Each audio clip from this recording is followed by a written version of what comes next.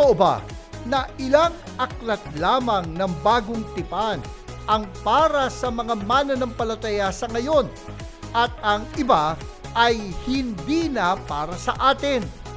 Yan ang ating tatalakayin sa Expositors Edition, where we preach the Word in all its simplicity, in all its practicality, in all its authority.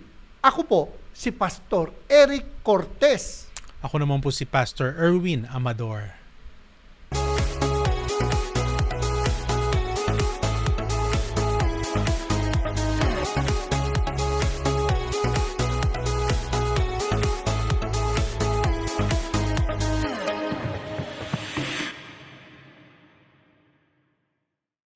Pastor Erwin, bago tayo magsimula, nais ko munang batiin ka. Congratulations sapagkat you have successfully completed your Doctor of Ministry journey sa Grace School of Theology. Ayan. Salamat, Pastor Eric. Tunay nga na mabuti ang ating Panginoon. It is only by His grace. Talaga naman, yung journey na yan sa Doctor of Ministry ay masasabi ko ang gusto ko na mag-give up noong una.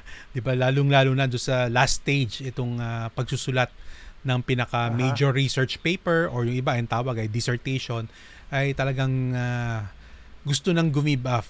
Pero mabuti ang ating Panginoon sa biyaya niya ay nairaos naman, natapos at na-present na rin, natapos na rin at naghihintay na lang ng formal, 'di ba, ng graduation. Yung conferment of the degree. Yeah. Mm-hmm. At God willing, pagdating ng araw, tatawagin na kitang Dr. Erwin Amador. Ayan. Yan naman title lang yan, pero tayo naman ay patuloy pa rin. 'Di ba? Na sabi nga ay hindi naman titigil ang pag-aaral natin, lalong-lalo na pagdating sa salita ng Diyos. Well, talaga pagtanda ko, gagayahin talaga kita. Baliktad 'yon, 'di ba? Nung ginaya lang kita, 'di ba? Dahil alam kong patuloy kang nag-aaral at soon matatapos mo na rin naman yung iyong journey dito nga sa Doctor of Ministry sa Grace School of Theology. Well, hari nawa. Sabi nga nila, hari nawa at maabot ko yung naabot mo. Mm-hmm. 'Di ba? At hindi lang makaraos, magtagumpay. Yan. No, talagang pero ito po, ganito mga pag-aaral, dapat talaga ay we are always a learner. Mm-hmm. Sabi nga ay we are to always sharpen the saw. Mm-hmm. O kailangan ay tayo palaging nahahasa. Sapagkat if we stop learning today, we stop teaching tomorrow. Mm-hmm. At ang mahirap pa niyan, if we stop learning, hindi lang we stop teaching, but we also stop growing. Alam naman natin, kapag hindi na tayo natututo, o hindi na rin, sabi nga, grow in the knowledge, di ba, of our Lord Jesus Christ, ang sinabi ni Peter. So, part yan ng ating buhay Kristiyano ay dapat growing, patuloy tayong lumalalim, sabi nga, sa ating pagkakakilala sa ating Panginoon.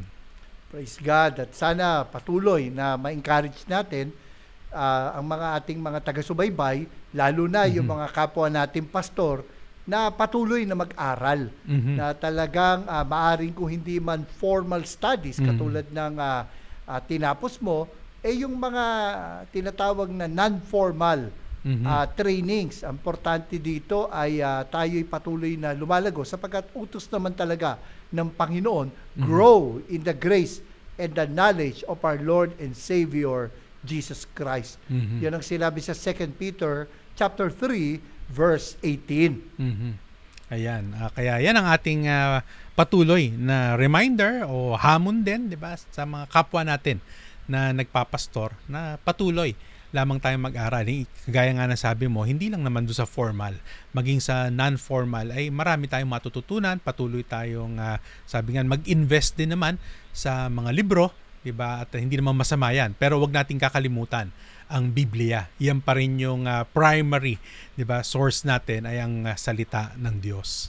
Amen. At yun nga ang mabigat, Pastor Erwin, sapagkat bagamat ina-uphold na ang Bible ay salita ng Diyos, mayroon ngayong kumakalat na mga katuruan. Actually, na-encounter ko na to. May kaklase ako ng college na napansin ko na yung mga post niya at nung nagtanong ako, ay nalaman ko na gano'n na yung kanyang pananaw.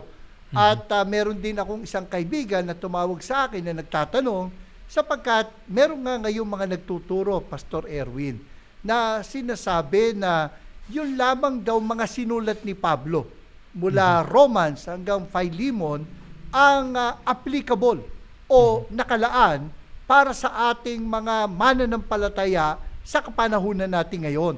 Kumbaga, para mas specific, sinasabi nila na yung mga sinulat ni Pablo ay para sa mga hindi Hudyo o hentil na mga mananampalataya na katulad natin. And the rest of the Bible, ito daw ay para sa mga Hudyo na. Hindi naman nila sinasabing alisin na sa Word of God, pero ang sinasabi nila, wala daw kinalaman o hindi para sa atin yung mga kasulatan na ito. Bagamat yun nga, sabi mo nga, sinasabi nila na hindi naman dapat tanggalin, sinasabi lang nila na para sa mga Hudyo.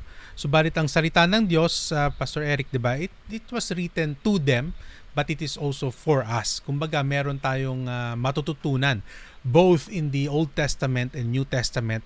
Bagamat totoo naman, kuya, for example, the law, 'di ba? Talaga namang para sa mga Hudyo 'yan.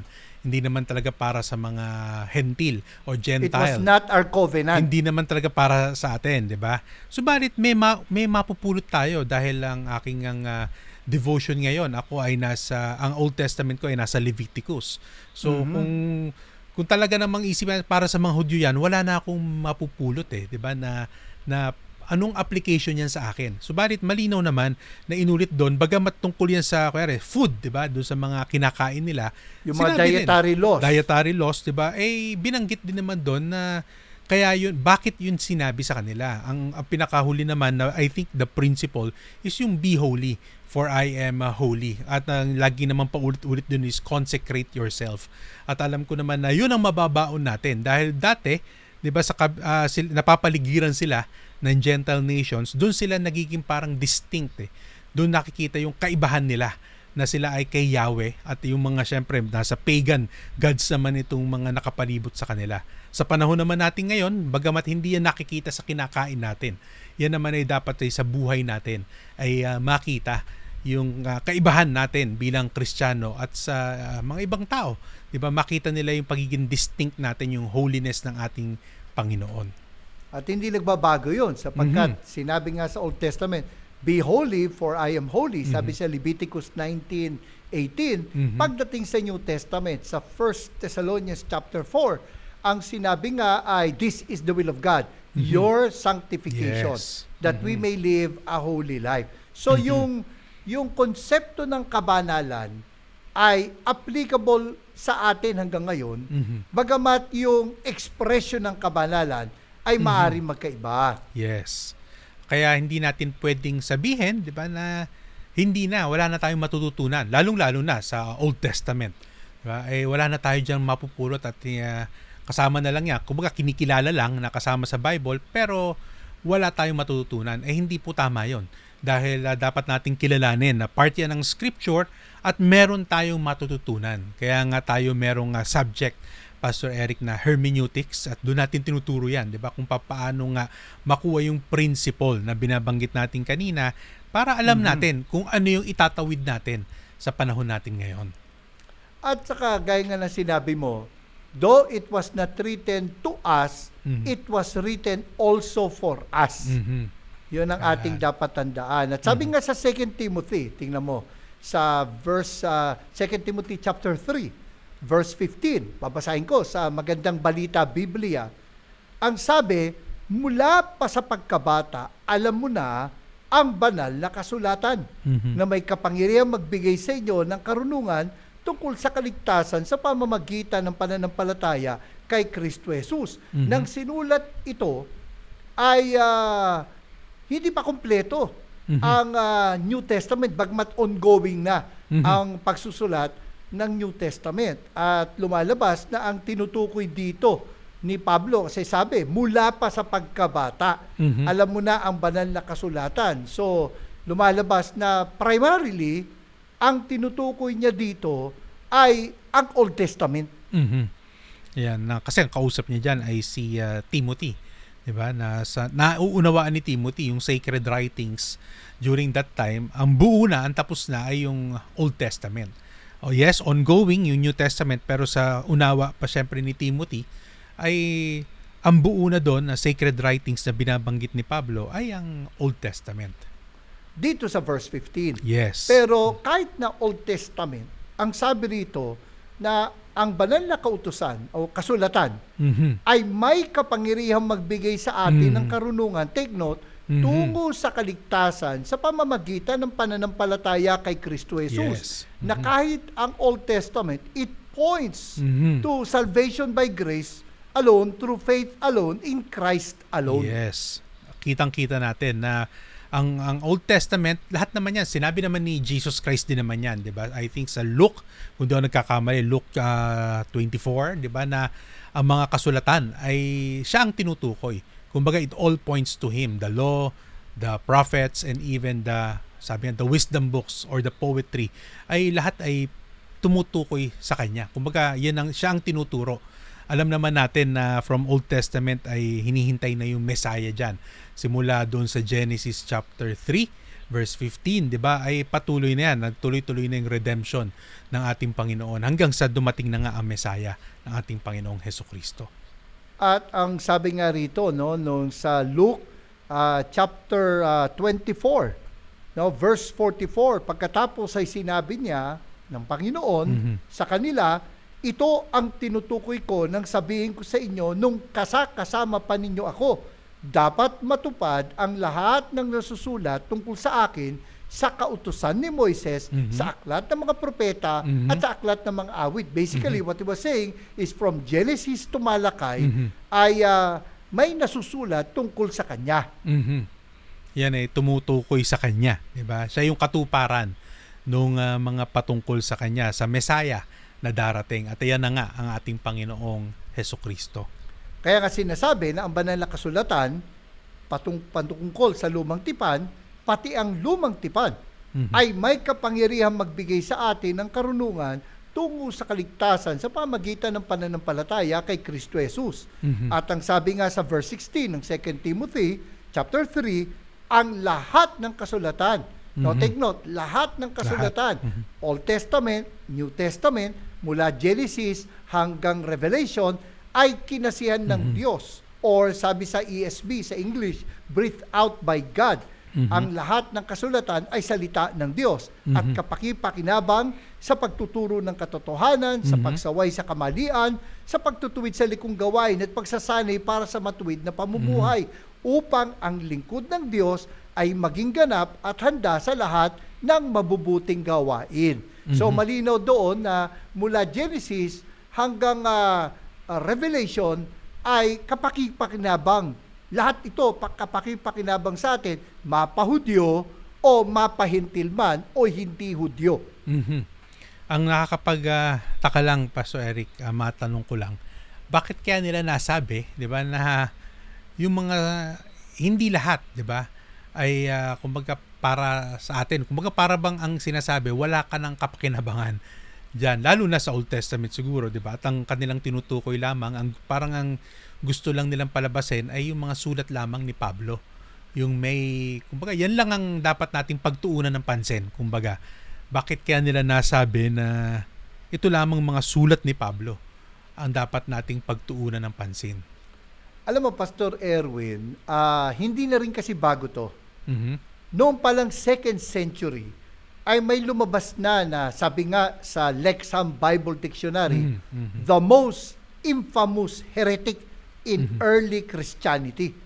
At sabi nga ay itong si Marcion, no, a 2nd century teacher. At itong si Marcion ay nagturo nga ng tinatawag na Marcionism. Again, let me quote from the Lexham Bible Dictionary.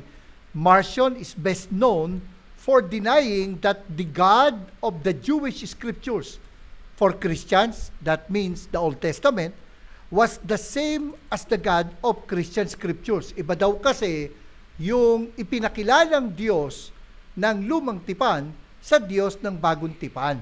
Kasi daw malupit ang Sa Diyos Old ng Testament. lumang tipan at mapagmahal ang Diyos sa bagong tipan. Mhm. At dahil po doon ay sinasabi niya na yung may influence ng Judaism sa New Testament.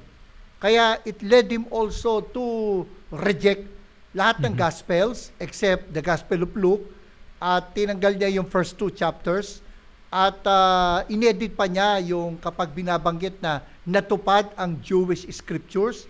Kasi ang sabi niya ay yun daw ay pagpapakita ng influence ng Judaism, at yun lamang daw sinulat ni Pablo, at actually 10 lang sa 13 sinulat ni Pablo yung pastoral epistles, yung 1 Timothy, 2 Timothy, Titus, nireject din niya.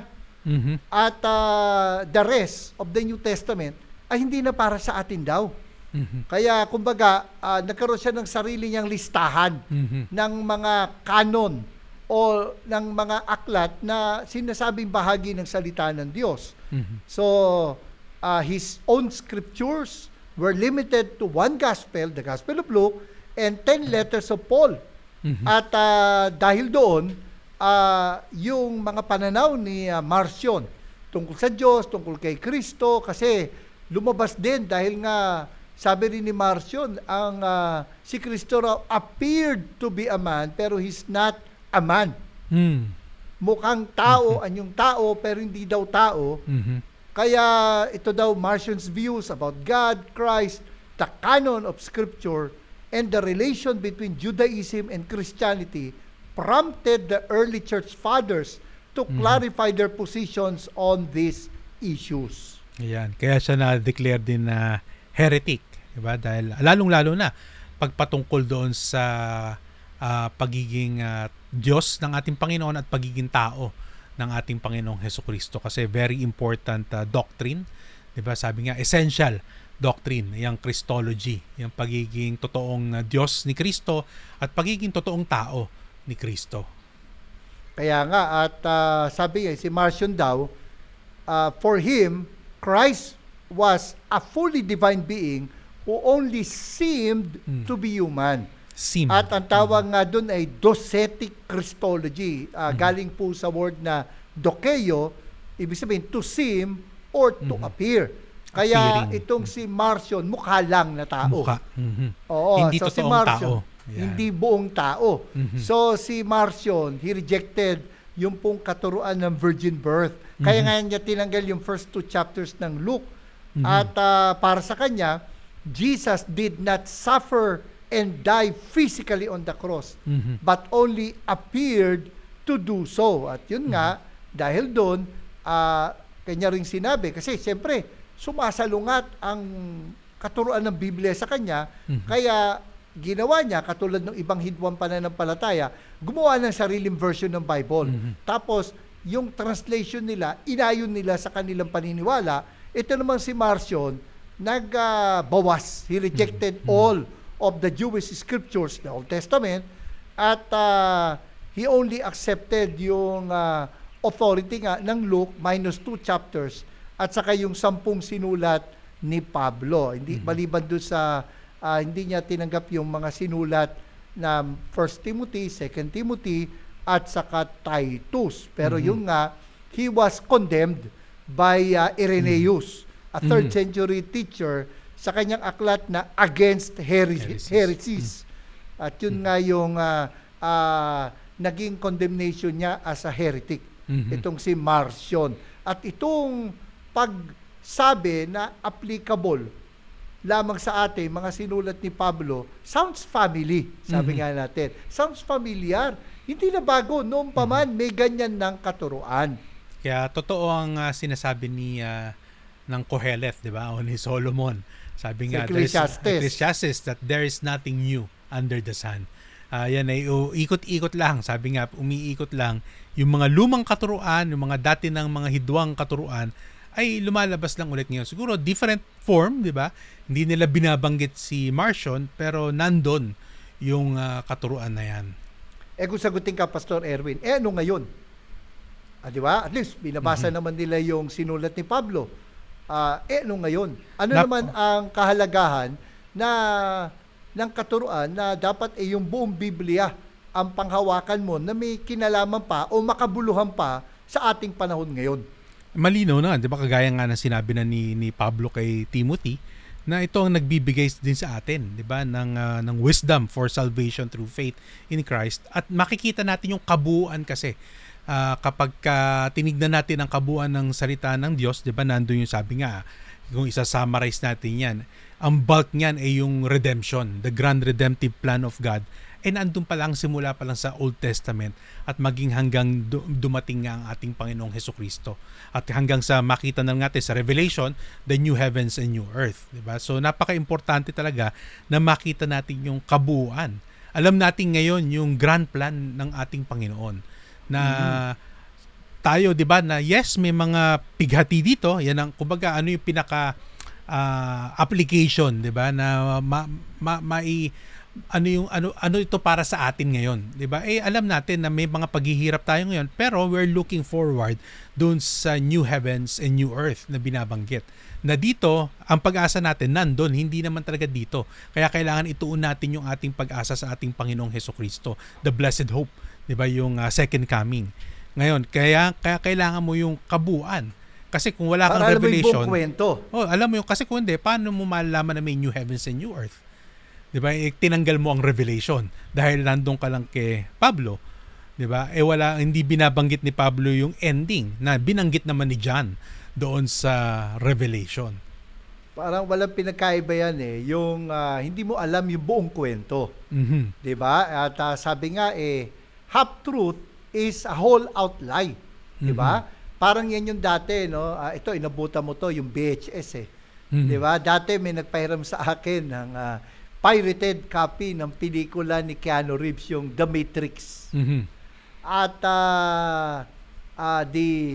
pinanood ko. Tapos nandun na ako sa portion na binaril na itong si Keanu Reeves doon sa The Matrix. Tinadtad ng bala. Tapos, yun na yung ending. Kinapos pala yung ginamit na tape.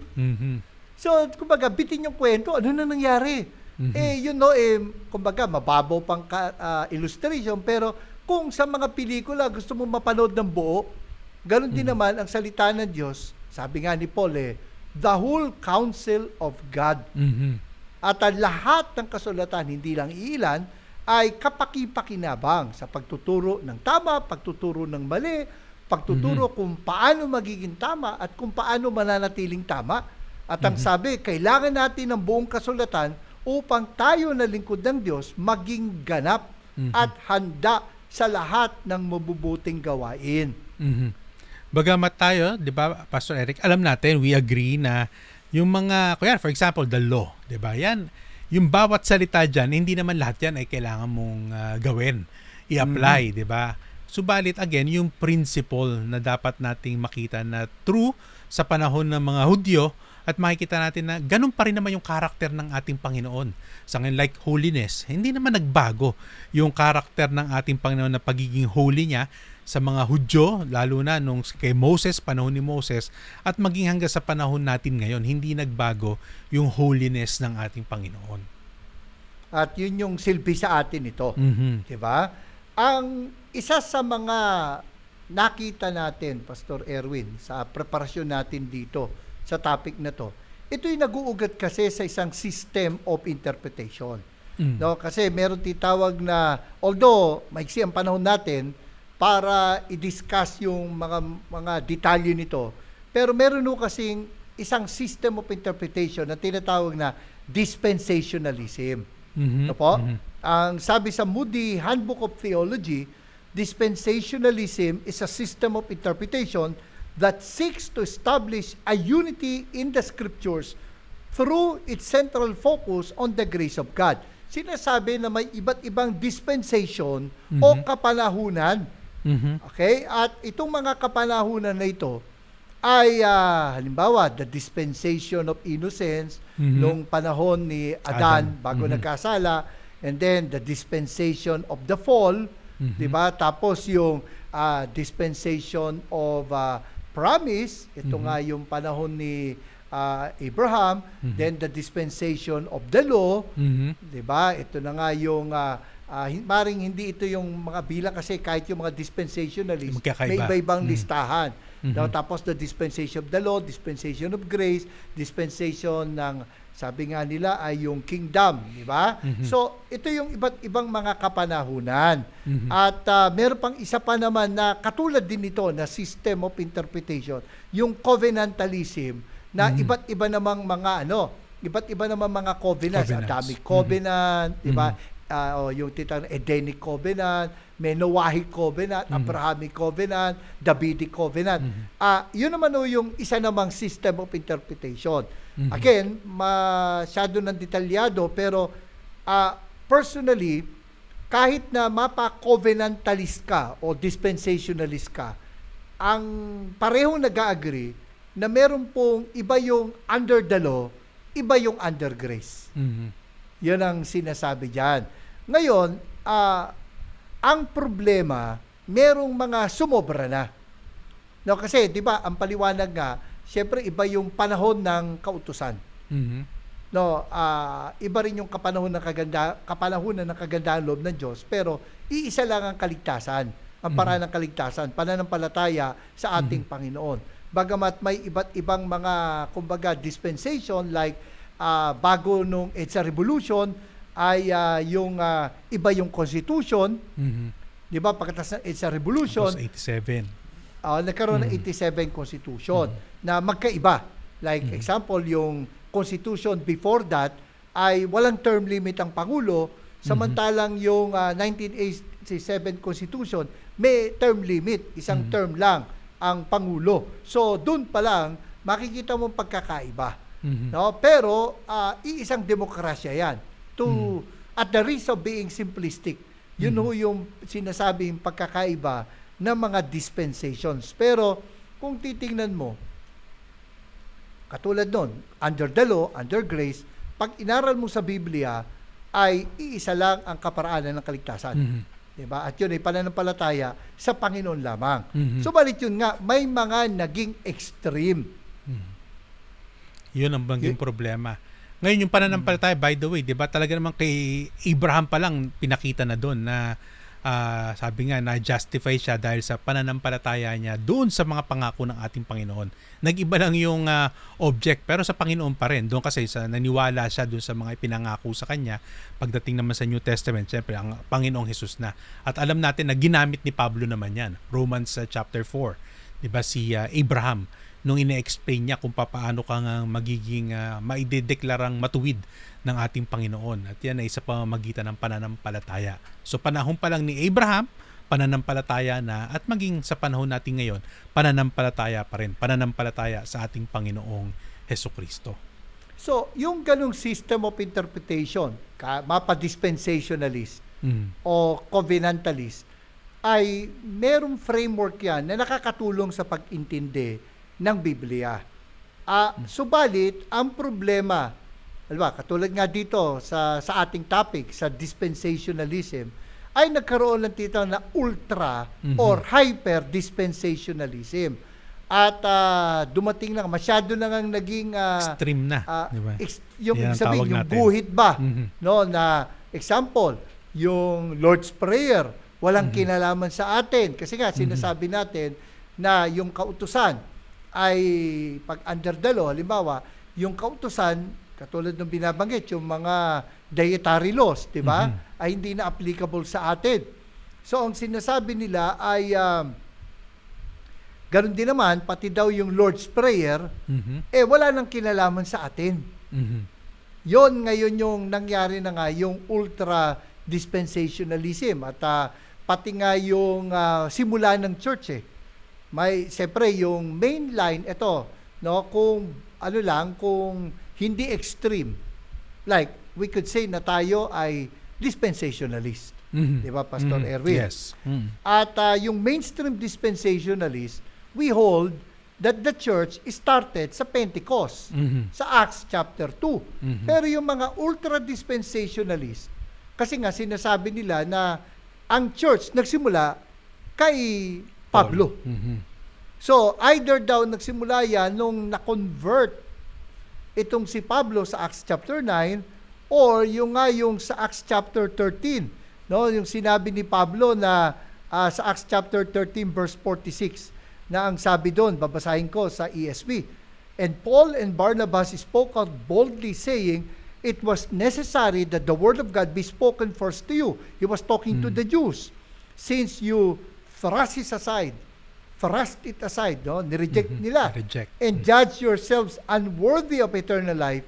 Sabi ni Paul and Barnabas, behold, we are turning to the Gentiles. So may iba naman na sinasabi na dito na raw nagsimula ang church sa Acts chapter 13. At may iba pa na extreme na nagsimula daw ang church after Acts 28. No po? At syempre, iba-iba na rin pananaw. Like yung Lord's Supper ay para lang daw sa mga Hudyo kasi nga connected sa Passover.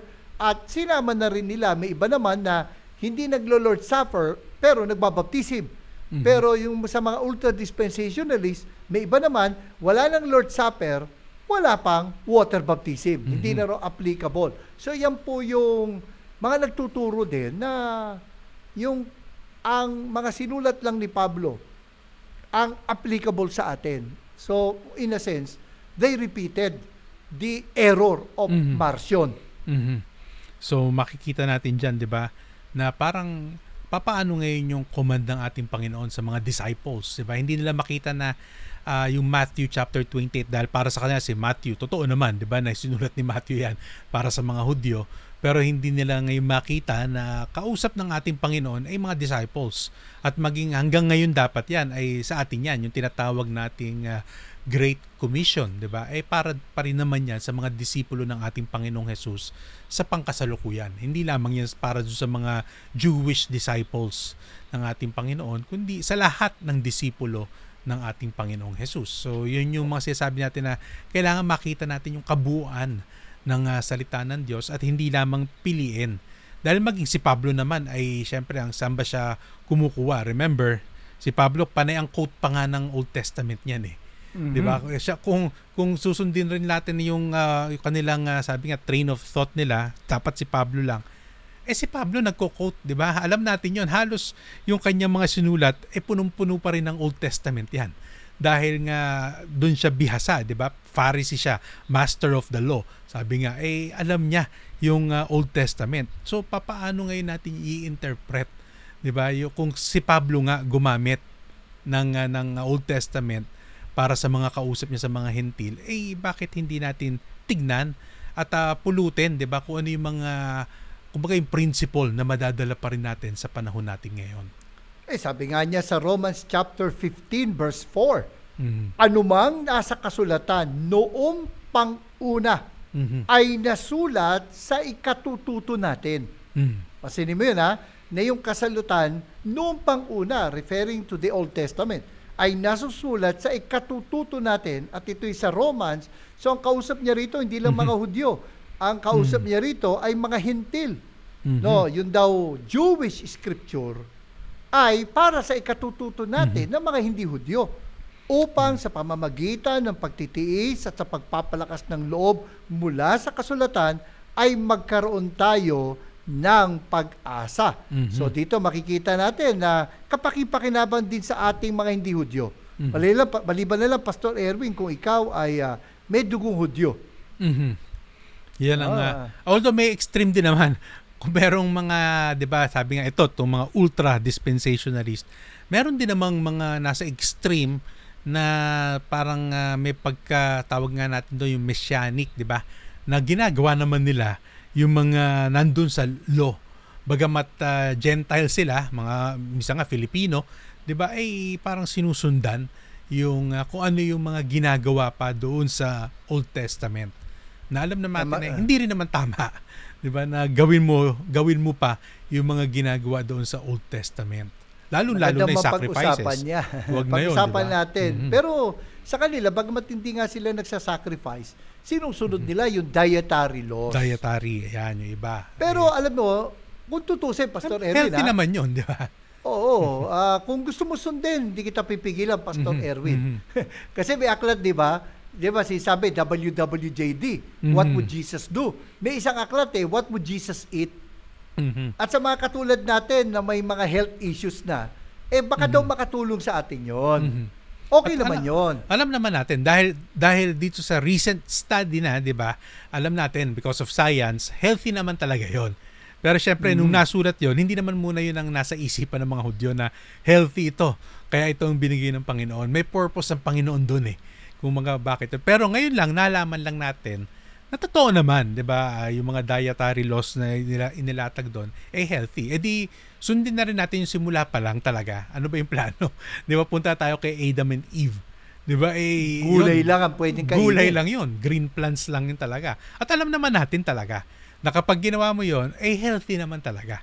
'Di ba? Yung ating magiging physical na pangangatawan natin ay healthy 'yan. Pero bago tayo magtuloy doon, ibang usapin na 'yon. Sinabihan ako ng doktor ko na anumang diet, wag kang basta-basta susunod, kailan magpaalam ka sa doktor. Mhm. 'Di ba? Kasi hindi rin porke vegan diet mabuti na sa lahat. Mhm. Hindi sa mga katulad ng ating health issues. Yes, wag mong bibiglain. Magpapaalam ka sa doktor. At saka sabi ng doktor ko, balanced diet lang. Mhm. No. Ngayon, balik tayo sa Old Testament na may silbi pa rin sa atin. Kasi sa 1 Corinthians 10, obviously, ang kausap ni Pablo dito ay mixed audience. Hindi lang Hudyo, kundi composed of Gentiles. At ang sabi sa 1 Corinthians 10, at pagkatapos niyang banggitin tungkol yun sa wilderness experience ng bansang Israel, ang sabi niya sa 1 Corinthians 10:6, ang lahat ng mga nangyaring iyon, yan nasa Old Testament, yung wilderness experience, ang lahat ng mga nangyaring iyon ay babala sa atin. Example upang for us. Tayong maghangad ng masasamang bagay gaya ng ginawa nila. At ang sabi nga sa verse 11, 1 Corinthians 10, nangyari yun sa kanila bilang babala sa iba at isinulat upang, pansinin mo to, Pastor Erwin, upang tayo namang nabubuhay ngayong mga huling araw ay maturuan.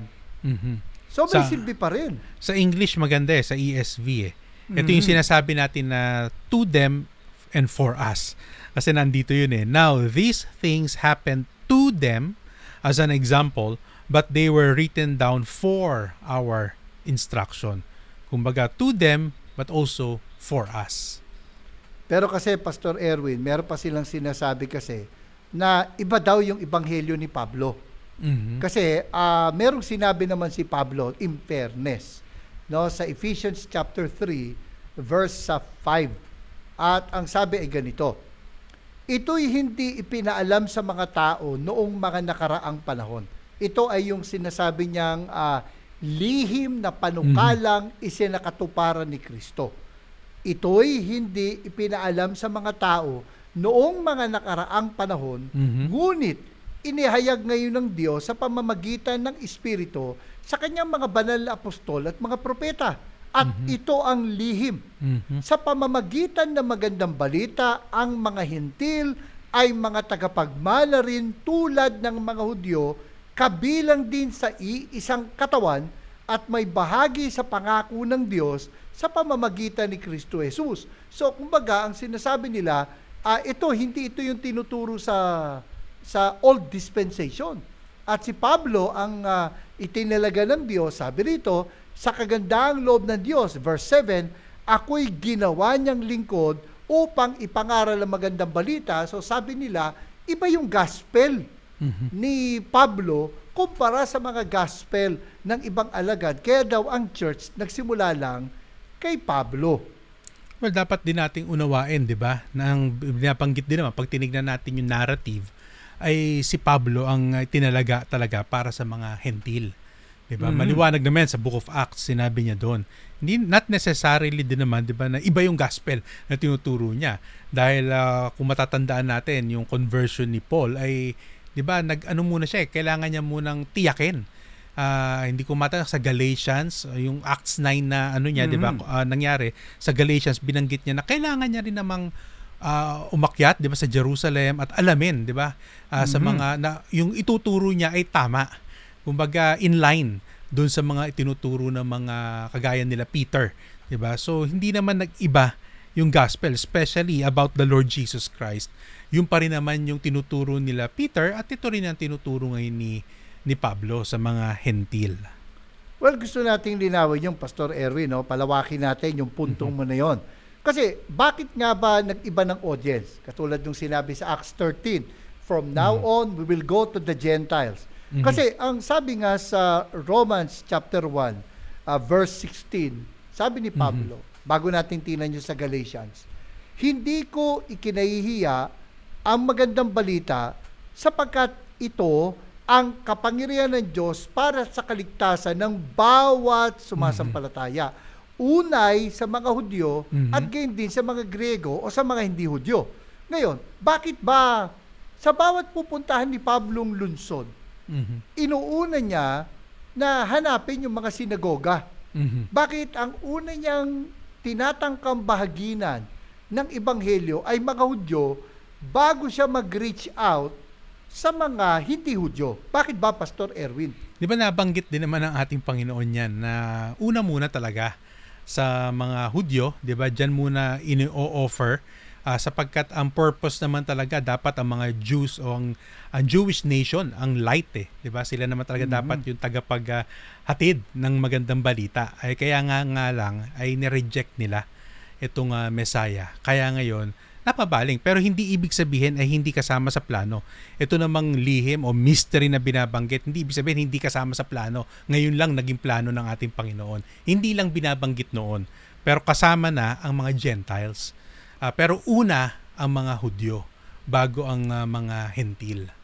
At saka practical reason Kasi inuuna niya mga Hudyo para maging base of operation niya. Kasi pag inuna niya Hentil, hindi na makikinig yung Hudyo sa kanya. So, doon muna siya, una, para meron na siyang base of operation, mag-start muna siya sa mga kabatak niya, kumbaga kababayan niya. At parang ano yan yung sinasabi nga, dapat pa nag-reach out ka sa family, kung magagawa mo na ma-reach out yung head of the family. Kasi pag nasimulan mo yung head of the family, kasama na yung buong pamilya Kumbaga Pero strategic. Strategic. Nagsimula ka sa anak, bagamat siyempre, kung yun ang una mo na bahagi na, wala namang problema. Kaya lang minsan, hirap yung magulang na makinig sa anak. Kaya, ganun din, yung mga Hudyo, ay strategic na sisharean muna ni Pablo at kapag nasharean niya na sila, kaya tanggapin nila, kaya hindi, saka naman siya pupunta sa mga Hentil. Kasi at least, na una niyang bahaginan at susunod ng mga Hentil, pag inuna niya mga Hentil, hindi na makikinig yung mga Hudyo.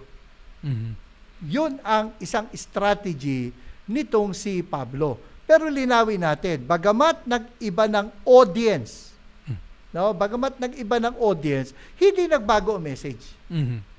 Same message. Same message kasi ang sabi nga ni Pablo sa Galatians, ang sabi niya ay kahit kami o isang anghel mula sa langit ang mangaral sa inyo ng magandang balita na iba sa pinangaral namin sa inyo, parusahan nawa siya ng Diyos. Okay.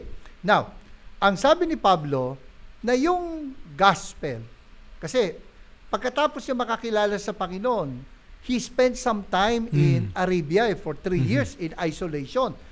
At sabi, mga kapatid, sabi ni Pablo sa Galatians chapter 1, verse 11, mga kapatid, nais kong malaman ninyo na ang magandang balitang ipinangaral ko ay hindi kata ng tao, hindi ko to tinanggap mula sa tao, at hindi rin itinuro sa akin ng sino mang tao. Si Jesucristo mismo ang naghayag nito sa akin. So, kumbaga, he got it from direct revelation. Nandun na tayo. Ngayon, ang ginawa ni Pablo, sabi sa Galatians chapter 2, yung nga yung sinasabi mo makalipas ng 14 na taon, sabi niya, pumunta siya sa Jerusalem. At nakipagpulong siya. Sabi niya sa Galatians chapter 2, verse 2, nakipagpulong ako ng sarilinan sa mga kinikilalang pinuno na iglesia at inilahad ko sa kanila ang magandang balitang ipinapangaral ko sa mga hintil. Ginawa ko ito dahil ayaw kong mawala ng kabuluhan ng aking ginawa at ginagawa ko. Yun ang sinabi niya. At sabi niya, ngunit, sabi sa verse 6, walang idinagdag sa akin ang mga kinikilalang pinuno. Sa halip, kinilala nila na ipinagkatiwala sa akin ang pangangaral ng magandang balita sa mga hintil kung paanong ipinagkatiwala kay Pedro ang pangangaral ng magandang balita sa mga Hudyo.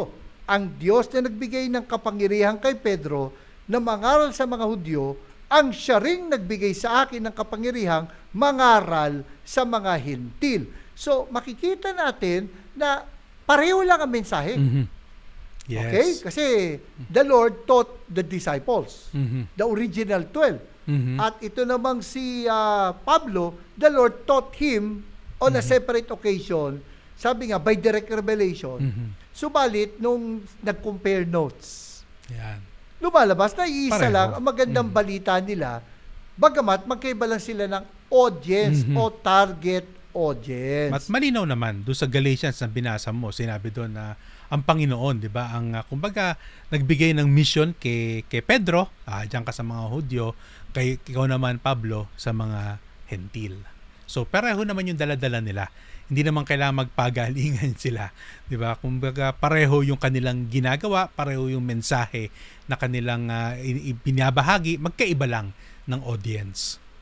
At sinasabi nga ni Pablo na in-endorse ng mga apostol ang kanyang mensahe pinapangaral kasi wala ngang pagkakaiba. Mhm. Ang kanilang mensahe, kumbaga nag-compare sila ng notes at sabi nga ni Pablo pa nagturo ng iba sa itinuturong magandang balita, pakasumpain. Mhm.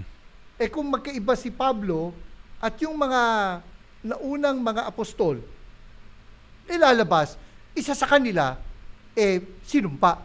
Yan.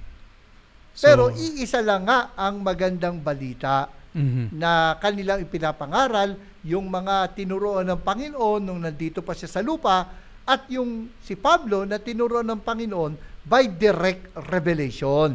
Yan. Yun ang dapat maging malinaw sa atin. Iisa ang mensahe.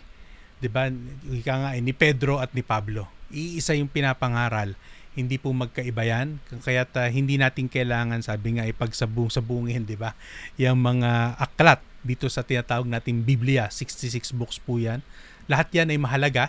Lahat yan ay may mapupulot tayo. Lahat yan ay may matututunan tayo. So, Pastor Erwin, of course, mahalaga din naman sa hermeneutics o sa art of Bible interpretation, mahalaga din naman talaga na alam mo yung audience. Hindi naman natin sinasantabi ang kahalagahan na alam mo yung, halimbawa, sino yung sinulatan ni Matthew, sino yung sinulatan ni Luke, sino yung sinulatan ni Mark at iba pa. 'Di ba? Mahalaga din naman na alam natin 'yon. Kasi nakakatulong 'yun sa pag-intindi, 'di ba? Kasi kailangan mo rin naman talaga malaman muna yung original audience para alam mo kung paano, kung sa kalulugar muna, 'di ba, paano nila tinatanggap noon yung mensahe, nang sa gayon makuha mo ngayon talaga yung principle na pwede mo ngayon dalhin sa panahon natin ngayon. Kumbaga, kung ano yung pagkakaintindi nila, yun ang hahabulin natin ngayon na hindi yung pagkakaintindi natin sa ngayon. Kasi ang problema, meron tayong mga napapataw o nai-impose, superimpose na kahulugan dahil sa ating pagkakaunawa sa ngayon.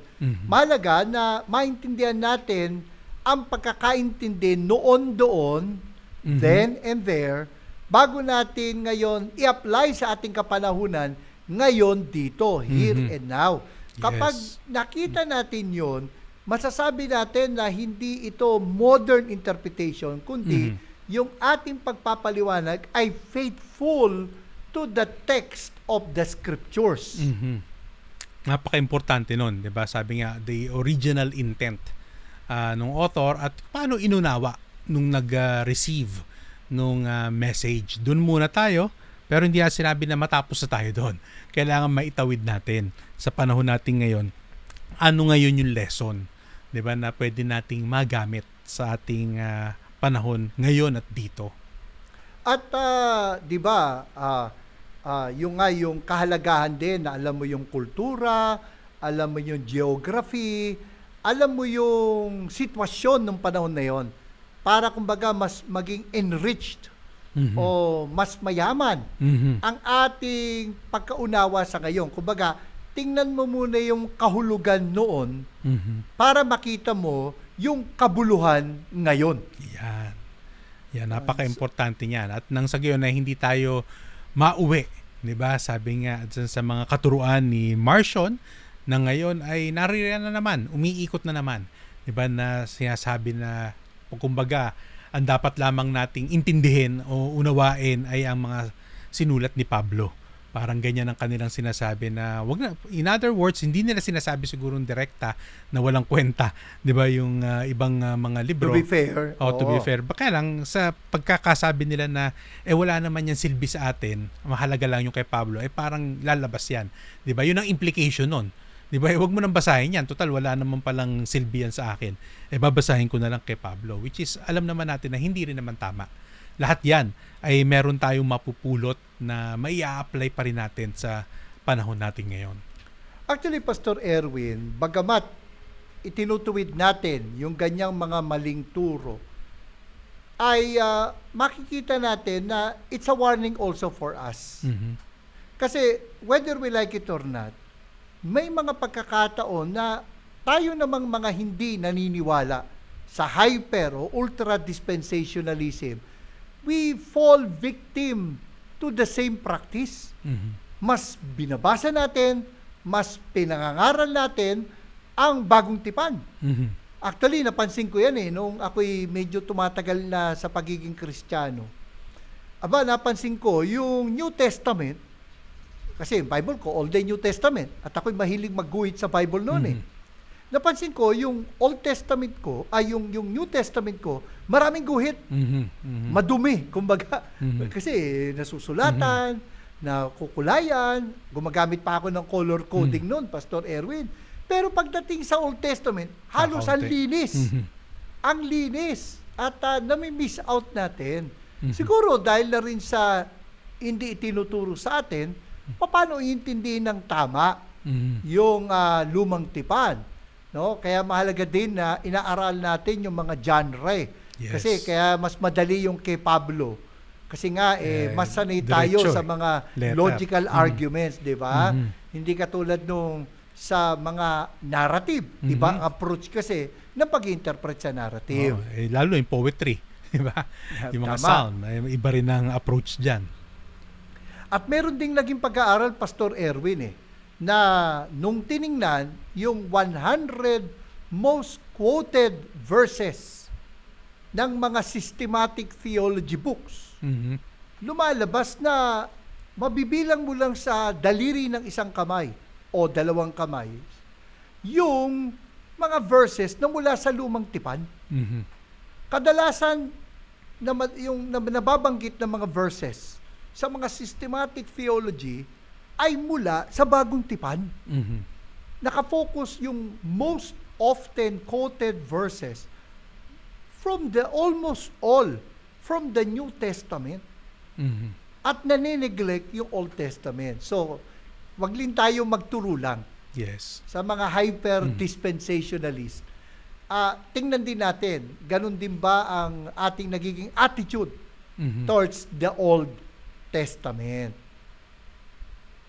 Ayan. At dun, di ba, Pastor Erwin, dapat Kaya tulad dapat, mo. yes, yung itong huling ang paper ay talagang naging intentional ako, 'di ba, about family ay kailangan ko munang tignan, 'di ba, from the Old Testament papuntang New Testament. And then family discipleship, bagamat wala yung word na discipleship sa Old Testament, pero makikita natin nandun yung kumbaga sabi nga ay yung principle ay nandun na sa Old Testament at papunta pa rin ng New Testament. Maganda kasi kapag bumubuo tayo ng katuruan ay nakikita natin sa both Testament, from Old Testament papunta sa New Testament. At yan ang sinasabi ni Pablo na hindi siya nangiming ipangaral ang buong kapasyahan ng Diyos, the whole counsel of God. At nawa, makinabang po tayo sa buong kasulatan at wala ho tayong ma-miss out doon po sa lumang tipan at hindi lamang po bagong tipan ang ating binabasa kundi ang buong kapasyahan ng Diyos sapagkat ang lahat ng kasulatan, hindi lang bagong tipan, kasama na po ang lumang tipan, ay kinasihan ng Diyos. Ang buong Biblia ay salita ng Diyos. Marami pong salamat sa inyong pagsubaybay sa isa na naman pong mayamang talakayan dito po sa Expositors Edition. Huwag po ninyong kakalimutan mag-subscribe sa aming pong YouTube channel, Paki-hit po ang notification bell para wala po kayong ma-miss na anumang episode ng Expositors Edition, at paki-like, at kung napagpala kayo, paki-share po ang pagpapala sa iba. You can also follow us on Facebook at Spotify. Ang Expositors Edition ay mapapakinggan din po dyan nga po sa Bicol Region sa pamamagitan ng Care 104.3 The Way FM at maging sa Mindanao Region po dyan po sa DXAS 1116 Your Community Radio sa Zamboanga, Basilan, Sulu at Tawi-Tawi. Ako po, si Pastor Eric Cortez na nagpapaalala, ang katotohanang nagpapalaya, katotohanang isinasagawa. Ako naman po si Pastor Erwin Amador na nagsasabi po sa inyong be intentional in studying the Word of God, then be intimate with the God of the Word.